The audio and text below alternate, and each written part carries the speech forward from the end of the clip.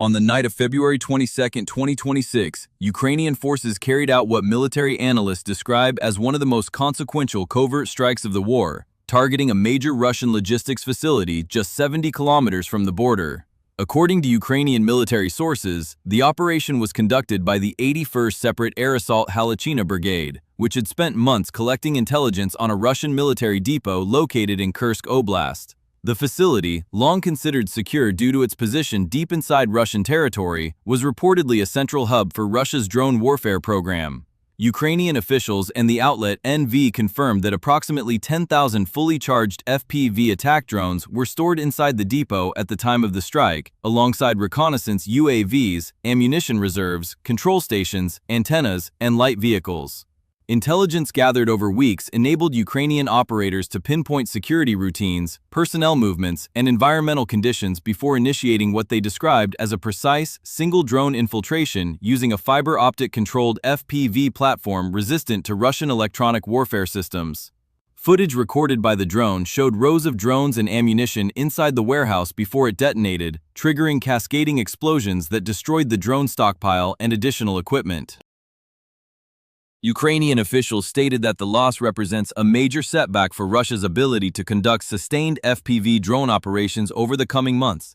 The February 22 strike followed a similar operation 1 week earlier, when Ukrainian forces targeted a container depot in the Rostov region, destroying another 6,000 FPV drones that were reportedly awaiting deployment.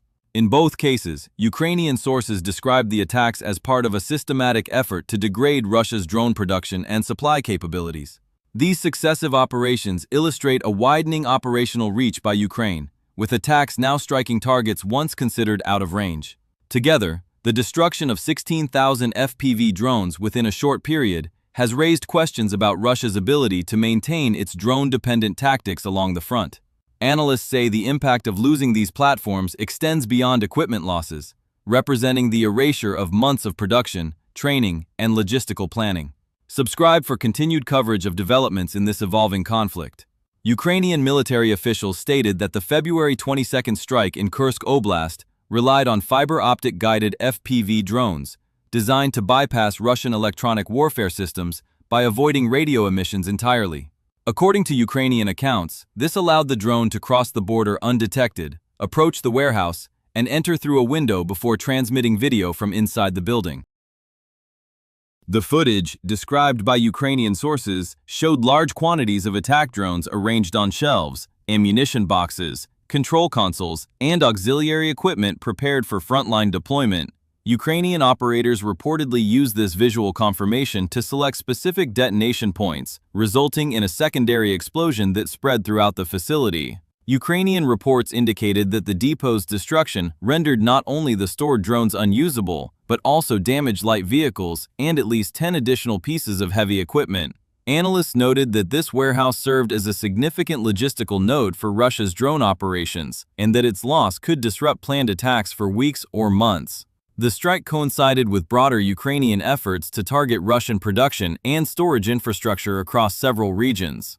1 week earlier, on February 9th, Ukrainian forces had struck a container depot in the Rostov region, where, according to United 24 media, approximately 6,000 FPV drones and drone components were stored. A separate Russian airborne unit command center near the city of Sudza was also hit during that period. Ukrainian officials described these actions as preparatory steps in a coordinated campaign aimed at systematically degrading Russian drone logistics and operational capacity.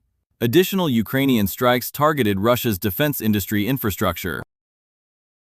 On February 17th, Ukrainian long-range Liu-type drones reportedly struck the Metafrax chemical plant in Perm Krai, a facility involved in the production of methanol, formulin, and synthetic resins. According to Ukrainian military sources citing Military, the attack damaged the plant's distillation column, a key component of the production cycle, causing an immediate shutdown of operations. The plant had previously been targeted in September 2025. Ukrainian officials claimed that the loss of output at this site could temporarily impair Russia's ability to manufacture certain explosive materials used in missile production. Ukrainian military and political observer Oleksandr Kovalenko stated that the Ukrainian armed forces had achieved several unprecedented milestones during the war, citing examples such as the downing of a helicopter with an anti-tank missile system and the destruction of a Russian submarine with an air-to-surface cruise missile. He characterized these developments as evidence of evolving military tactics and the adaptation of existing systems to unconventional roles. Ukrainian sources also referenced earlier high-profile incidents, including the destruction of the cruiser Moskva in 2022 and the June 1, 2025 strike on a strategic Russian bomber base, which resulted in damage estimated at several $billion. Meanwhile, Ukraine continued to record gains on the southern front. Open-source intelligence documented the recapture of approximately 400 square kilometers along the Oleksandrivka axis, including 8 settlements. Ukrainian commanders attributed the advance to sustained pressure on Russian supply lines, reduced drone support for Russian units, and disruptions to communication routes. Ukraine's commander-in-chief, Oleksandr Syrsky, was reported to have visited the sector shortly before the gains were officially announced, signaling increased operational focus in the region. During the same time frame, Ukraine's general staff reported daily Russian losses on February 22 that included 9 tanks, 6 armored combat vehicles, 1 multiple launch rocket system, 41 artillery systems, 175 operational tactical UAVs, and over 200 vehicles and fuel depots. Ukrainian sources emphasized that these figures did not include the drone losses from the Kursk strike. The ATES partisan movement was also reported to be active inside Russia, conducting sabotage operations against infrastructure and logistics nodes. As the war enters its 5th year, analysts note that the cumulative effect of Ukrainian strikes on Russia's drone depots, industrial facilities, naval assets, and strategic aviation has reshaped the broader operational environment.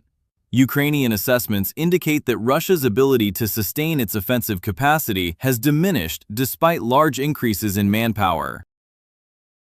According to published figures, Russia expanded its troop presence from approximately 180,000 personnel in 2022 to more than 700,000 by late 2025, yet territorial gains declined sharply. Ukrainian and international data show that Russia seized over 64,000 square kilometers of Ukrainian territory in 2022, a figure that fell to between 3,700 and 3,800 square kilometers in 2024 and around 4,300 square kilometers in 2025. During the same period, reported Russian casualties rose from more than 93,000 in 2022 to over 410,000 by 2025. Ukrainian observers attributed this trend to large-scale mobilization of minimally trained reserves and the deployment of outdated or improvised transport equipment.